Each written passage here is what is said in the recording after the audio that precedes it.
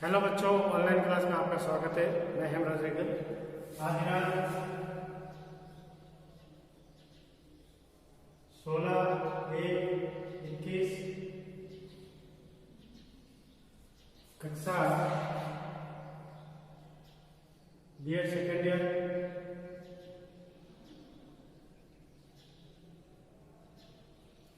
और विषय है गणित शिक्षण। गणित शिक्षण इकाई 3 का अध्ययन कर रहे हैं। प्रकरण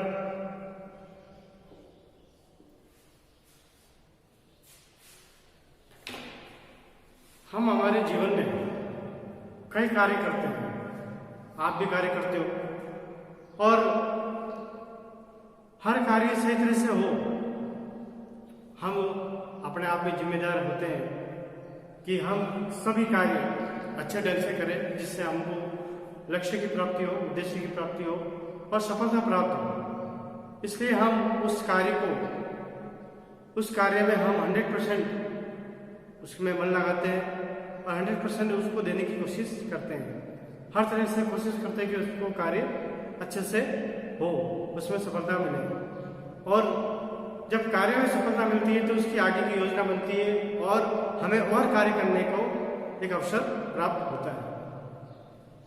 लेकिन कई बार क्या होता है कि जैसे शिक्षण संस्थाओं में या सरकारी विभागों में कर्मचारी लगा रखे हैं, वो सही तरह से काम नहीं करते हैं और सही ढंग से काम नहीं होने से वो काम में ढिलाई होती है, समय ज्यादा खर्च होता है, पैसा ज्यादा खर्च होता है। तो सरकार ने सभी को एक जवाबदेही यानी उत्तरदायित्व देना है। मतलब उस कार्य का उत्तरदायित्व देना या प्रभार देना, वो अपने कार्य को एक जिम्मेदारी पूर्ण से कर सके, वो अपने कार्य को अच्छे से पेश कर सके। इसलिए सरकार ने सभी कर्मचारियों को एक उत्तरदायित्व देने के लिए उन्हें अपने कार्य के प्रति एक सजग करने के लिए, एक अपने कार्य के प्रति एक वो जवाबदेही बनाने के लिए, एक क्या कहते हैं उत्तरदायित्व देने के लिए, तो हम उसी के बारे में आज अध्ययन करेंगे कि विद्यालय शिक्षा में जवाबदेही। विद्यालय शिक्षा में हमारा प्रकरण रहेगा विद्यालय शिक्षा में जवाबदेही।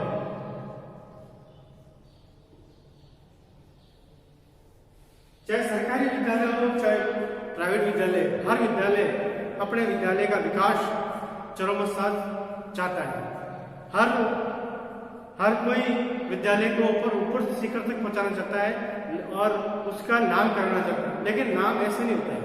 नाम करने के लिए वहाँ के जो कर्मचारी होते हैं, जो कर्मचारी लगे होते हैं, वो अपने कार्य को एक कर्तव्यनिष्ठता से, ईमानदारी से और एक उत्तरदायित्व की भावना से कार्य करें, तो शायद वहाँ की जो संस्था, उस संस्था का नाम होता है, अपने समाज में एक पहचान मिलती है।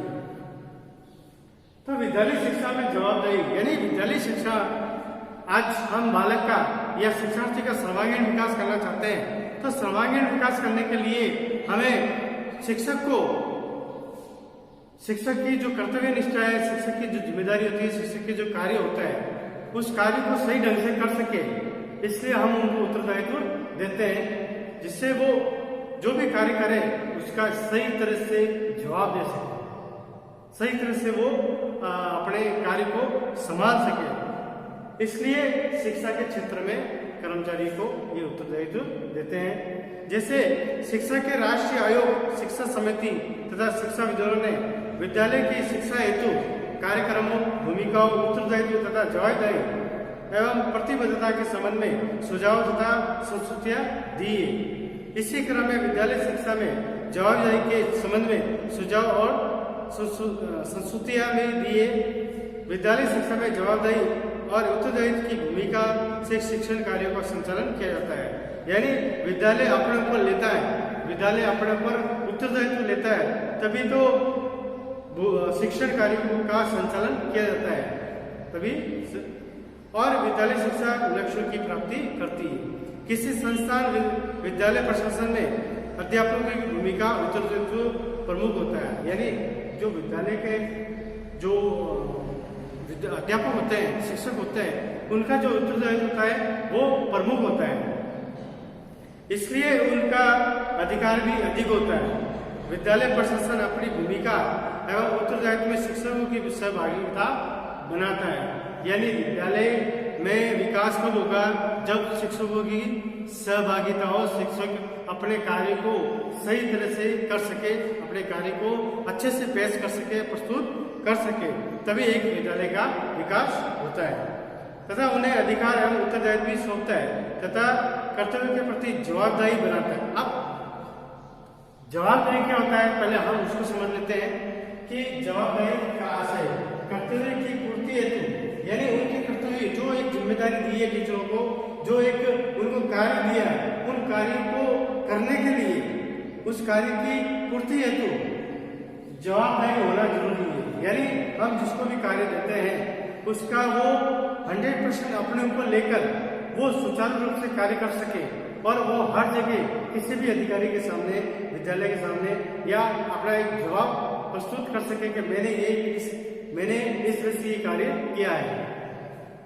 इस जवाबदारी में शिक्षा के संबंध में अब देखो जवाबदारी कौन कौन सा शिक्षा के संबंध में किस तरह से शिक्षा चल रही है, कौन से शिक्षण विधिया यूज कर रहे हो, कौन सा मेथड यूज कर रहे हो, आप अपने विषय में कितनी तरक्की कर रहे हो, उसके संचालन में, शिक्षा की गुणवत्ता में आप शिक्षा में कितनी तरक्की कर रहे हो, आप अपने जो विषय पढ़ा रहे हो उसमें बच्चे कितने होशियार हो रहे हैं, आप कितना मूल्यांकन कर रहे हो उसका, तथा अच्छे परिणामों की प्राप्ति शामिल है।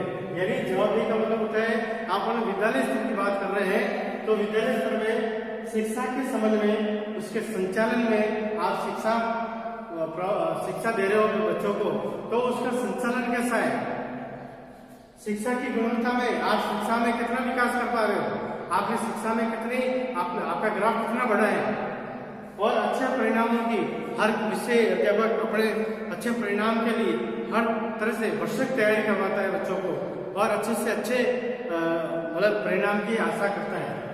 तो ये था अपने जवाबदेही का आशय। अब बहुत से दार्शनिकों ने, बहुत से विद्वानों ने परिभाषा दी है, जैसे हेमंत दा उच्च अधिकारी द्वारा अपने अधीनस्थ से उनके कर्तव्यों की समीक्षा करना ही जवाबदेही कहलाता है।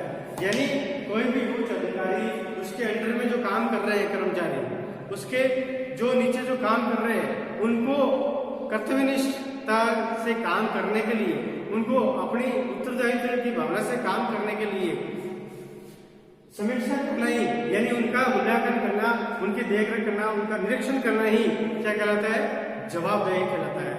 यानी उनको एहसास दिलाना कि आपने ये जो कार्य किया है वो कार्य सही है या नहीं है, उसमें कितना सुधार करना है, उसमें कितना परिवर्तन करना है, ये सभी किसमें आता है, जवाबदेही में आता है।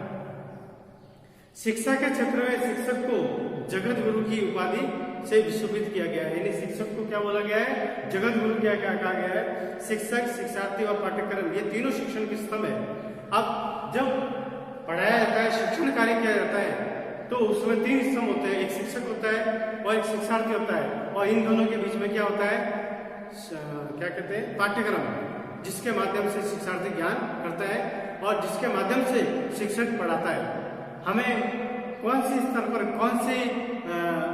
कौन से ज्ञान की बात करनी है और कौन सा ज्ञान देना है, वो पाठ्यक्रम निर्धारित करता है। उसके पास एक मानसिक आयु के अनुसार, एक उनकी वास्तविक आयु के अनुसार पाठ्यक्रम का निर्धारण किया जाता है और उसी के अकॉर्डिंग हम ज्ञान की मतलब ज्ञान दिया जाता है। जिन पर शिक्षा व्यवस्था रूप भवन अवस्थित है, इन तीनों में से एक सम्यक और संतुलित समन्वय से ही समाज उन्नति और विकास संभव है। शिक्षक राष्ट्र का कर्णधार है, उसके ऊपर देश का विकास निर्भर है।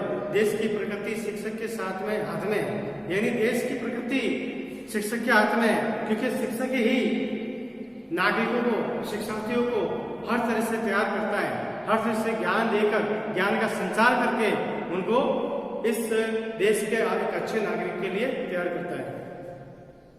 शिक्षक के माध्यम से ही संस्कृति पीढ़ी दर पीढ़ी हस्तांतरित होती है। जैसे आज मैंने अगर कोई अच्छी शिक्षा प्राप्त करी है, अच्छा ज्ञान प्राप्त किया है, तो मुझे भी किसी ने ज्ञान दिया होगा और मैं आज आपको ज्ञान दे रहा हूँ और कल आप किसी और को ज्ञान देंगे। इस तरह से ये संस्कृति, अपने भारत की संस्कृति है, अपना ज्ञान है, अनुभव है, ये पीढ़ी दर पीढ़ी हस्तांतरित होता रहता है। समाज की परंपराएं नवयुवकों की याद होती है तथा वही नए व रचनात्मक उत्तरदायित्व उनको ऊर्जा से छात्रों को सौंपता है। एक राष्ट्र के विद्यालय उसके जीवन के अंग है जिनका प्रमुख कार्य आत्मिक शक्ति का एकीकरण, ऐतिहासिक निरंतरता के अनुसरण, भूतकाल की सफलताओं को प्राप्त करना ही भविष्य की गारंटी है।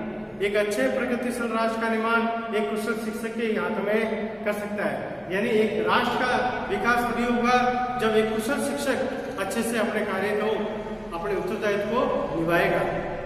अध्यापक का दायित्व है कि वह अपने कर्तव्यों को पूर्ण निष्ठा से निर्वाह करे। अध्यापक कई कारणों से अपने कार्य को गंभीरतापूर्वक नहीं लेते हैं। इससे अध्यापक की विद्यालय उपलब्धियां, वचनबद्धता, दक्षता भी प्रभावित होती है। एक राष्ट्र के निर्माण में, एक समाज के निर्माण में शिक्षक की बहुत अहम भूमिका होती है। अगर शिक्षक अपनी कार्य में ढिलाई छोड़ेगा तो शिक्षार्थी कहीं न कहीं वो पिछड़ जाएंगे और अपने राष्ट्र के प्रगति में बाधा पहुंचाएंगे। तो आज हम इतना ही करेंगे। अगले वीडियो में हम अगला विषय लेकर प्रस्तुत होंगे। धन्यवाद।